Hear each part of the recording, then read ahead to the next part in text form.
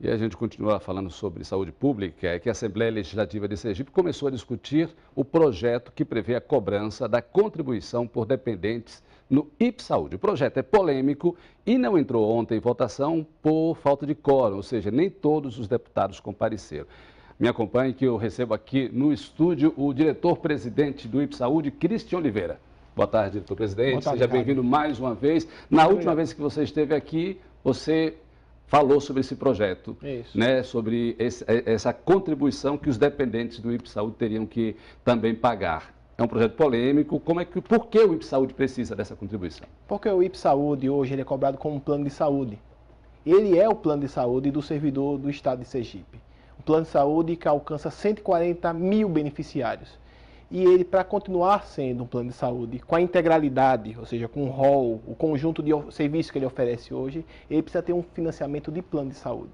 Então, a cobrança de dependente é uma iniciativa para adequar a realidade da prestação de serviço a um financiamento correspondente, porque não tem outra maneira de continuar. Essa cobrança seria para os servidores e os aposentados? Para todos os beneficiários. Para você ter uma ideia, hoje o IPSAúde tem 140 mil vidas. Dessas 140 mil vidas, 70 mil vidas não contribuem para o sistema. Qual o plano de saúde que se sustenta com financiamento com isso? Com mais da metade dos seus beneficiários não contribuem para o sistema. É um plano de saúde onde o servidor contribui, em média, com R$ 55. R$ 55 e o Estado entra com financiamento semelhante de R$ 55.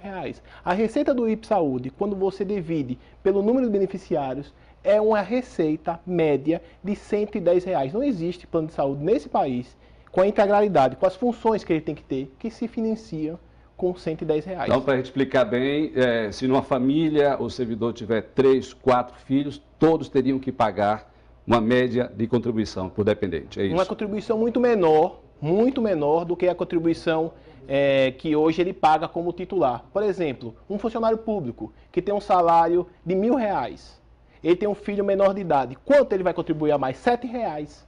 É 0,7% em cima do salário dele. Certo, mas isso já afeta no bolso. Mas imagine outros impostos que o pessoal paga, ônibus, alimentação, tudo isso. Mais R$ 7 já é... Eu concordo, mas do beneficiário, do conjunto de beneficiários do IPS hoje, 42% não tem nenhum dependente. Então, 42%... Então, 41% de todos... De todos os funcionários públicos que têm IPS hoje, não tem nenhum dependente. Esses não vão pagar um centavo a mais por isso. E outros 23% têm um dependente, vão contribuir muito pouco. Agora, tem situações de que tem 3, tem 4, tem 7, tem 12 dependentes. E isso oneram demais o sistema. O que ele está discutindo é isso, é esse modelo, é essa iniciativa do governo de ter um refinanciamento para manter a prestação e melhorar a prestação de serviço, ou senão o IPS vai chegar a um determinado momento e vai ter que cortar serviços. Essa era a única saída para o IPSAúde? Essa é a única saída, essa foi a saída que todos os outros planos irmãos do IPS que tem no país, como o Planserv na Bahia, como o plano da Goiás, de Pernambuco, Piauí, fizeram no passado. E eles melhoraram muito o padrão de atendimento, porque eles fizeram o dever de casa, eu falo sempre. É o dever de casa. A responsabilidade do financiamento é do gestor também, de propor iniciativas para manter a prestação do serviço. O senhor sabe que os servidores estão na bronca. A gente vai ao vivo agora com a repórter Kedma Fer, que está com representantes dos servidores. Kedma, o que é que eles dizem? Eles não aceitam essa contribuição a mais, né?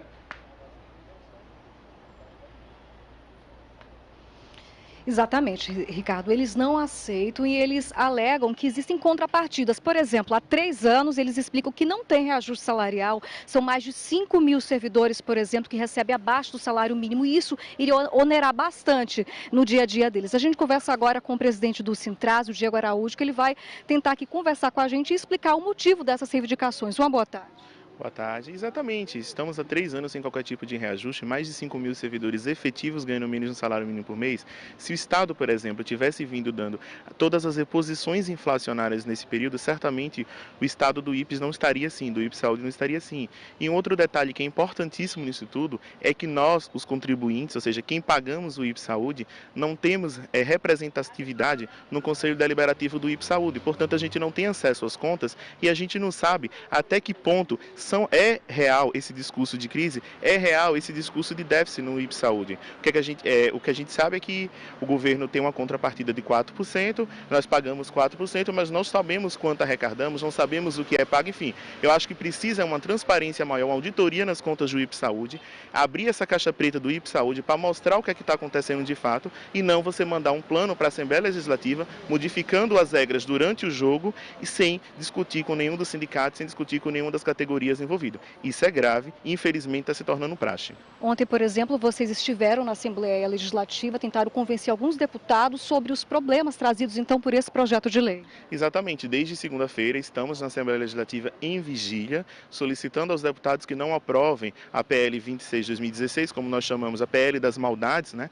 Porque, de certa forma, ela vai acabar com o acesso que o servidor público tem ao IPS Saúde. Como você mesmo falou, são mais de 5.000 pessoas ganhando menos do salário mínimo. Então, para essas pessoas, qualquer coisa a mais que onerar, elas vão ter que deixar o IPS Saúde e, infelizmente, recorrer ao Sistema Único de Saúde, uma vez que não tem mais de onde tirar dinheiro para essas pessoas.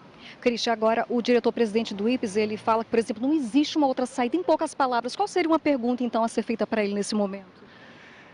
Bom, vamos rever, presidente, todos os contratos de prestação de serviço que o IPS Saúde tem. Vamos abrir as contas do IPS Saúde, sentar com todas as categorias, sentar com todos os sindicatos e aí sim chegar numa decisão em conjunto. Agora, o que não dá é para a gente aceitar uma decisão monocrática do governo e simplesmente dizer que do dia para a noite vai criar a coparticipação, vai cobrar os dependentes e a gente não tem nada em contrapartida.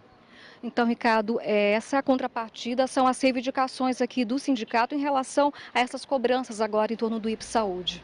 Ok, Kedma Fer. Presidente, é possível abrir as contas do IPS para ser transparente para a população, Primeiro, para o sindicato? Na administração pública não tem conta fechada, né? A lei da transparência normatiza isso, né? Isso não é prerrogativa minha, não tenho nem que escolher. Eu não faço no IPS que eu quero, eu não faço o que eu posso, eu faço o que a lei permite. Então, a lei da transparência, as contas do IPS, não existe caixa preta. E onde a gente pode encontrar, então, essas não existe contas caixa do IPS? preta. E eu já tive a oportunidade de vir na imprensa, discutir com várias entidades. IPS, tem lá, o IPS hoje tem tem um portal caixa de transparência que diz onde está sendo aplicado os recursos do IPS. Não tem problema nenhum da gente discutir isso, né? Agora, a gente tem que ter noção que a inflação médico-hospitalar é uma inflação completamente diferente da inflação oficial. A inflação médico-hospitalar é da ordem de 15%, 14% ao ano, independente da inflação normal. Talvez esse ano, se a inflação for maior, ainda vai ser maior ainda. E por isso que todo plano de saúde tem índices de reajuste que são diferentes dos índices oficiais. Por exemplo, a ANS, que o IPS não é regulado pela ANS, mas a ANS autorizou para esse ano um reajuste dos planos de saúde de mais de 15%.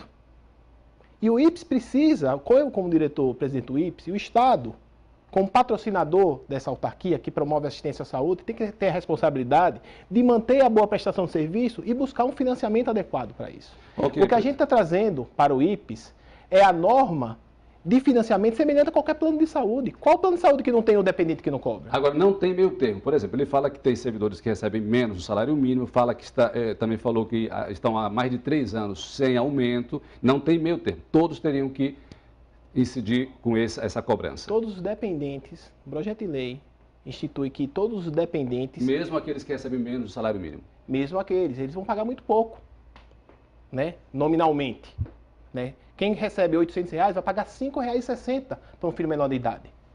Então, R$5,60. Para ter um IPS que tem a unidade do interior funcionando e ele não precisa pegar um táxi de Aracaju pagando R$50 para ter que marcar uma ficha aqui na Rua de Campos. A discussão tem que ser essa. Qual o custo efetivo para o servidor da melhoria do IPS? Quantos anos existe o IPS, o senhor sabe? O IPS tem mais de 30 anos, mais de 40 então, anos. Então, as pessoas estão acostumadas, né?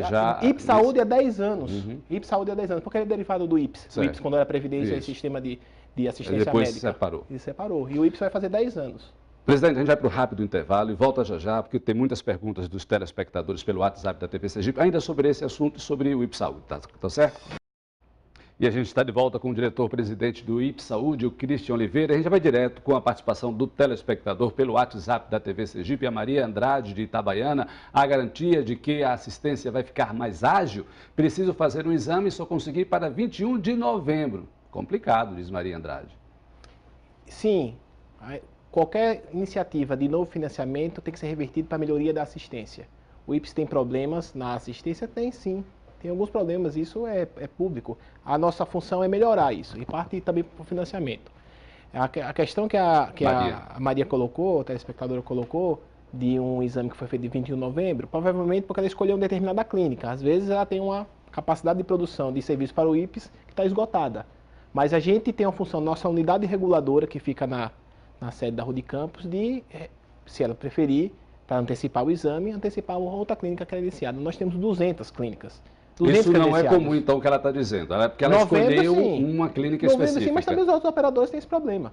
Se você, quem tem plano de saúde, sabe quando é que você vai conseguir marcar uma consulta com endocrinologista, né? Quando é que vai conseguir? Daqui a 3, 4, 5 meses.